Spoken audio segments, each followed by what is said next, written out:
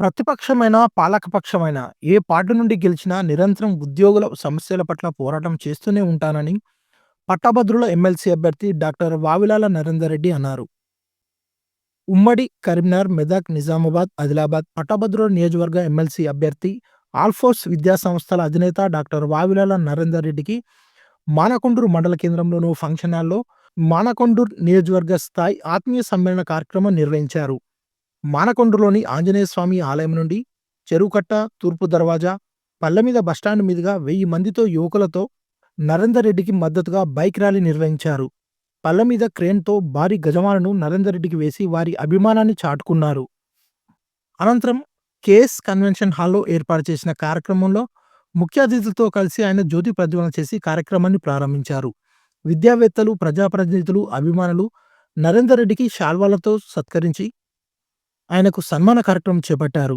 ఈ సందర్భంగా పట్టభద్రుల ఎమ్మెల్సీ అభ్యర్థి డాక్టర్ వి నరేందర్ రెడ్డి మాట్లాడుతూ త్వరలో జరగనున్న కరీంనగర్, ఆదిలాబాద్, నిజామాబాద్, మెదక్ గ్రాడ్యుయేట్ ఎమ్మెల్సీ ఎన్నికల్లో పోటీ చేస్తున్నానని తెలియజేశారు. ఏ పార్టీకి సంబంధం లేకుండా తనకు మద్దతిచ్చి మొదటి ప్రాధాన్యత ఓటు వేసి ఎమ్మెల్సీ ఎన్నికల్లో తనను గెలిపించాలని, శాసనమండలిలో తన వాయిస్ను వినిపిస్తానన్నారు. పోటీ పరీక్షలకు సిద్ధమవుతున్న నిరుద్యోగ యువతీ యువకులకు 3 సంవత్సరాల పాటు ప్రభుత్వం నిరుద్యోగ భృతి ఇచ్చేలా కృషి చేస్తానన్నారు. గురుకుల మోడల్ కేజీవీపీలో పనిచేస్తున్న ఉపాధ్యాయులకు హెల్త్ కార్డుల మంజూరుకై కృషి చేస్తానని అన్నారు. ప్రభుత్వం గురుకులాల్లో కిచెన్, మెస్, కేర్ టేకర్ సిస్టమ్ను సపరేట్ వ్యవస్థను ఏర్పాటు చేయాలన్నారు. కాంగ్రెస్ ప్రభుత్వం అధికారంలోకి వచ్చిన మొదటి సంవత్సరంలోనే 50,000 ఉద్యోగాలు నియమించిందని గుర్తు చేశారు. ఉద్యోగ, నిరుద్యోగ, పట్టభద్రుల సమస్యలు తెలిసిన విద్యావంతులు రాజకీయాల్లోకి వస్తే వారి సమస్యలు పరిష్కారం అవుతాయన్నారు. 317 జీవో ద్వారా ప్రభుత్వ ఉద్యోగులు చాలా ఇబ్బందులు ఎదుర్కొంటున్నారని, ప్రభుత్వం వెంటనే వారి స్థానికతను బట్టి సొంత జిల్లాలకు బదిలీ చేయాలని కోరారు.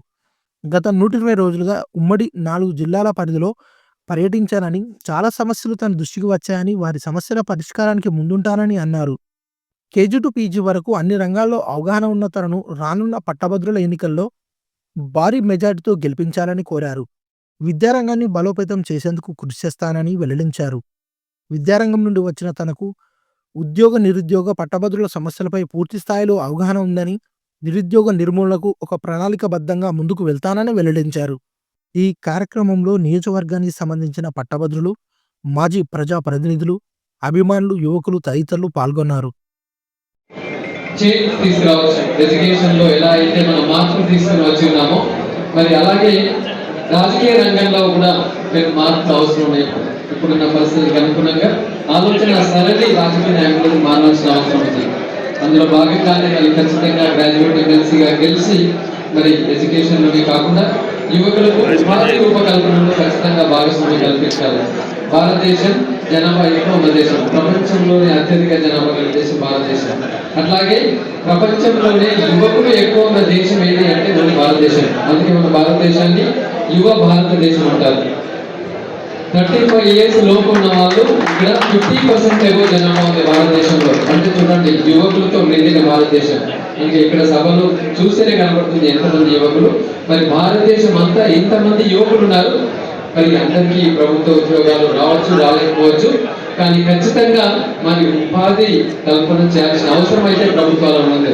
పరిశ్రమలు నెలకొల్పడం కావచ్చు, దానికి అనుగుణంగా స్కిల్ డెవలప్మెంట్ కోచింగ్స్ అందించడం కావచ్చు, సెల్ఫ్ ఎంప్లాయ్మెంట్ ఎంకరేజ్ చేయడం కావచ్చు, లేకపోతే ఒక గొప్ప బిజినెస్ ఎంటర్ప్రీనియర్గా ప్రభుత్వం కొద్ది మందికి అవకాశాలు కల్పించడం కావచ్చు. ఇవాళ చదువుకున్న వాళ్ళు చాలా ఉన్నారు. ఇవాళ మీరు చూసినారు. మరి వాళ్ళు ఎంతో మంది కాంపిటేటివ్ ఎగ్జామ్ ప్రిపేర్ అవుతూ ఉంటే మన లైబ్రరీలు మాత్రం ఇంకా ఎన్నికటి లైబ్రరీలు సరైన వసతులు లేకుండా ఉన్నాయి. నేను కొన్ని లైబ్రరీలు విజిట్ చేసినప్పుడు చూస్తూ ఉంటే కనీసం అక్కడ మరి వాష్రూమ్ ఫెసిలిటీస్ కూడా పిల్లలకి లేవు, డ్రింకింగ్ ఫెసిలిటీస్ కూడా లేని పరిస్థితి ఆశ్చర్యం వేస్తున్నది. నేను హైదరాబాద్ వెళ్ళినప్పుడు అది చెప్పాను, సార్ మా డ్రింకింగ్ ఫెసిలిటీ లేదు, ఒక సింటెక్స్ వాటర్ ట్యాంక్ పెట్టివాడు. తక్షణమే నేను పోయిన రోజే అక్కడ వాళ్ళకి 37,000 రూపాయలు ఆప్షన్ సాయం చేసి డ్రింకింగ్ వాటర్ ఫెసిలిటీ కల్పించడం జరిగింది. అట్లాగే మన పక్కనే హుజరాబాద్ లైబ్రరీకి వెళ్ళినప్పుడు వాళ్ళు కూడా మేము ఎండ షేడ్లో చదువుకుంటున్నాం సార్, పొద్దున సాయంత్రం అంతా ఎండలోనే కూర్చుంటున్నాం అంటే వారికి 65,000 నుంచి 1,00,000 రూపాయల ఆర్థిక సాయం చేస్తూ కంప్లీట్ గా షెడ్ వేయించడం జరిగింది. అంటే ముఖ్యంగా ఏంటంటే చదువుకునే పిల్లలకి మనం సౌకర్యాలు కల్పించాలి. ఎందుకంటే వాళ్ళు కాంపిటేటివ్ ఎగ్జామ్ ప్రిపేర్ అవుతున్నారు. రాబోయే రోజుల్లో మరి ప్రభుత్వ ఉద్యోగాలతో ఈ దిశను మార్చే మరి పరిస్థితిలో వాళ్ళు ఉన్నారు. కాబట్టి ఎక్కడికి వెళ్ళినా మధ్యాహ్న భోజనం నిజామాబాద్ లైబ్రరీలో అరేంజ్ చేయడం జరిగింది. పొద్దున్న వస్తున్నారు 5 గంటలకి, రాత్రి 11 గంటల దాకా చదువుకుంటున్నారు. మరి మేము హోటల్ బెస్ట్ తినే పరిస్థితి లేదు సార్ అంటే మరి అక్కడ ఉన్న లైబ్రరీ చైర్మన్, గ్రంథాలయ చైర్మన్ ఆయన సహాయంతో అక్కడ పిల్లలకి నేను మధ్యాహ్న భోజనాన్ని నేను అరేంజ్ చేస్తున్నాను. సో ఈ ప్రకారంగా రాబోయే రోజుల్లో కూడా ఖచ్చితంగా మన గ్రంథాలయాలను అప్డేట్ చేసుకోవాలి. అన్నింటినీ ఈ లైబ్రరీగా మార్చుకోవాలి. 24 hours వైఫై కనెక్షన్ అక్కడ ఇస్తుండాలి. సిస్టమ్స్ మెరుగుపడుతుండాలి. పుస్తకాలు పెట్టుకొని చదువుకోవడం కాకుండా సిస్టంలోనే మనం ఈ లైబ్రరీస్ ని మెరుగుపరుస్తూ మనం తీసుకెళ్లాల్సిన బాధ్యత ఈ ప్రభుత్వం పట్ల ఉంది. కాబట్టి ఖచ్చితంగా మన గ్రంథాలయాలన్నింటినీ కూడా పునరుద్ధరించి అన్నింటినీ కూడా ఈ లైబ్రరీలు కన్వర్ట్ చేయడానికి కూడా నేను తప్పకుండా సపోర్ట్ చేస్తానని చెప్పేసి, ఆ దిశగా వర్క్ చేస్తానని చెప్పేసి కూడా ఈ సందర్భంగా హామీ ఇస్తున్నాను. ఇంతమంది పెద్దలు చెప్పి ఉన్నారు, కాంపిటేటివ్ ఎగ్జామ్ కోచింగ్ సెంటర్స్ పెట్టాలి సార్. మీరు ఆల్రెడీ స్టార్ట్ చేశాం. కరీంనగర్ లో ఉచిత టెట్ కోచింగ్ నడుస్తుంది. మనం 450 మంది కోచింగ్ లో మరి విద్యను అభ్యసిస్తున్నారు. టెట్ ఉచిత కోచింగ్ కార్యక్రమం నడుస్తున్నది. అది జనవరి 2వ తేదీకి 1 month కార్యక్రమంతో ముగిస్తుంది. అలాగే రాబోయే రోజుల్లో తప్పకుండా మరి పోలీస్ కానిస్టేబుల్ ఉద్యోగాలు కూడా చాలా ఎవ్రీ ఇయర్ పడుతుంటాయి. దానికి కూడా మరి నేను కరీంనగర్ లో ఖచ్చితంగా ఉచిత కోచింగ్ అందజేస్తాను. ఒక కరీంనగర్ లోనే కాకుండా 4 ఉమ్మడి జిల్లా కేంద్రాల్లో ఖచ్చితంగా రాబోయే రోజుల్లో ఆల్ ఫోర్స్ విద్యా సంస్థల తరఫున కాంపిటేటివ్ ఎగ్జామినేషన్స్ కి ఉచిత కోచింగ్ తప్పకుండా నేను అందిస్తానని చెప్పేసి సందర్భంగా హామీ ఇస్తున్నాను. కాబట్టి ఎంప్లాయ్మెంట్ క్రియేట్ చేయడంలో కావచ్చు, ఎంప్లాయీస్ యొక్క సమస్యలను మరి కూడా ఎంప్లాయీస్ కి కూడా సమస్యలు ఎన్నో ఇవాళ ఉంటూనే ఉన్నాయి. ఇవాళ సర్వశిక్ష అభియాన్ వాళ్ళు గత 14 రోజుల నుంచి అన్ని రోడ్ల మీద మరి ఇవాళ అన్ని జిల్లాల్లో మరి వాళ్ళు నిరాహార దీక్షలు చేస్తున్నారు, నిరసనలు తెలుపుతున్నారు. కస్తూర్బా విద్యాలయంలో పనిచేసే టీచర్లు కావచ్చు, ఇవాళ డిఓ దగ్గర ఉన్న out sourcing persons, resource persons కావచ్చు, వాళ్ళందరూ సమాధానం ఉన్నారు. అంటే ఉద్యోగ రూపకల్పనలే కాకుండా ఉద్యోగుల సమస్యలను కూడా మరి సాధించే దిశగా తప్పకుండా ప్రయత్నం చేస్తాను. వాళ్ళ ఓల్డ్ పెన్షన్ స్కీమ్ కావచ్చు, తర్వాత రిటైర్డ్ అయిన వాళ్ళ యొక్క మిగతా వారి యొక్క రావాల్సిన బకాయిల విషయంలో కావచ్చు, వాటికి కూడా తప్పకుండా నేను కృషి చేస్తాను. మరి ముఖ్యంగా ప్రైవేట్ విద్యా సంస్థల స్కాలర్షిప్స్ ఇవాళ వేదిక పైన ఒకరు ఇద్దరు మిత్రులు ఉన్నారు. గత 3.5 సంవత్సరాల నుంచి రీఎంబర్స్మెంట్ లేకుండా మరి యాజమాన్యాలు నానా ఇబ్బంది పడుతున్న పరిస్థితి కనబడుతున్నారు.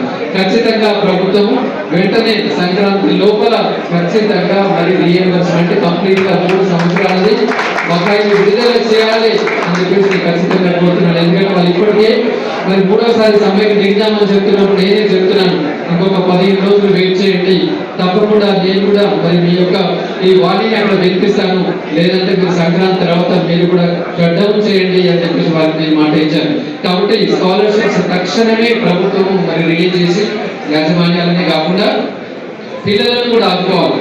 నేను మెదక్ జిల్లా వెళ్ళినప్పుడు అక్కడ మీరు ఆశ్చర్యపోయే విషయం నేను చెప్తాను, మీరు వినండి దయచేసి. యువకులు ప్రభుత్వ కళాశాలల్లో ప్రతి పిల్లవాడు అక్కడ ఫీజు కడుతున్నాడు. నేను కూడా సర్ప్రైజ్ అయ్యి ఇంత అనుభవం ఉన్నామని.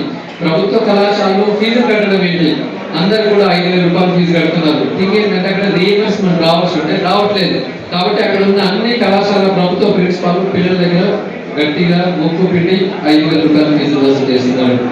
మనం అనుకుంటా ప్రభుత్వ విద్యా సంస్థల్లో ఉచిత విద్య అని చెప్పేసి, మరి అక్కడ రీఎంబర్స్మెంట్ లేదు కాబట్టి మీరు ఫీజు కట్టండి, రీఎంబర్స్మెంట్ ఎప్పుడు వచ్చినా మీరు తీసుకోండి, మాకు సంబంధం లేదు అని ఇది ప్రైవేట్ యాజమాన్యాలు కాదన్నది ప్రభుత్వ విద్యా సంస్థల వాళ్ళు అని మరి పిల్లలకి వసూలు చేస్తున్నారు. ఇవాళ ప్రభుత్వ విద్యా సంస్థలో పరీక్ష ఫీజు 2,000 రూపాయలు వసూలు అవుతున్నదండి. ఎగ్జామినేషన్ ఫీజు 2,000 దగ్గర కలెక్ట్ అవుతున్నది. మరి బడుగు బలహీన వర్గాల పిల్లలు చదువుతుంటారు, ఉచితంగా చదువుకోవాలని ఆశ కొద్ది వల్ల డిగ్రీ కళాశాల ప్రభుత్వంలో వెళ్తా ఉంటాయి. మరి రీఎంబర్స్మెంట్ రాలేదు అన్న సాకుతోటి మరి పిల్లల దగ్గర ఫీజులు వసూలు చేయడం అనేది నిజానికి అది దారుణం అని భావిస్తున్నాను. ఒక మెదక్లోనే కాదు, మెదక్ ఎందుకంటే ఉస్మానియా యూనివర్సిటీ పరిధికి వచ్చింది.